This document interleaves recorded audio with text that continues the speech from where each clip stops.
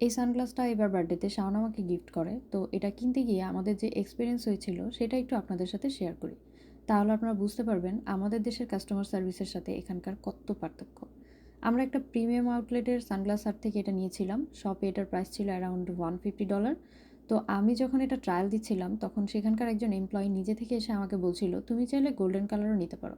তবে সেটা শপে অ্যাভেলেবেল নেই। তোমাকে প্রি অর্ডার করতে হবে অনলাইনে। আমরা তোমার অ্যাড্রেসে ফ্রি শিপিং করে দিব।" তো আমি কি মনে করে যেন সানগ্লাস হাটের ওয়েবসাইটটা চেক করছিলাম অনলাইনে যে এটার মধ্যে আর কী কালার হয়। দেখলাম অনলাইনে সেম সানগ্লাসের প্রাইস অ্যারাউন্ড $100। দেন আমি ওদেরকে বললাম যে অনলাইনে তো $50 প্রাইস কম দেখাচ্ছে। তারপর ওরা আমাকে বলল, অনলাইনে মাদার্স ডের অফার চলছে, তবে তুমি যদি এটা শপ থেকে অর্ডার করো আমরা প্রাইস ম্যাচ করে দিব। এখানে প্রাইস ম্যাচ করা মানে হলো আমি অনলাইনে জিনিসটা যত প্রাইসে পাচ্ছি ওরা আমাকে ঠিক সেই প্রাইসেই শপ থেকে দিবে। আর এই এক্সপেরিয়েন্স কিন্তু আমারই প্রথমবার হচ্ছে না। আমি যখন মোবাইল কিনেছিলাম বেস্ট বাই থেকে, ওখানেও আমাকে অনলাইনের সাথে প্রাইস ম্যাচ করে দেওয়ায় মোবাইলের প্রাইস $200 কম পড়েছিল।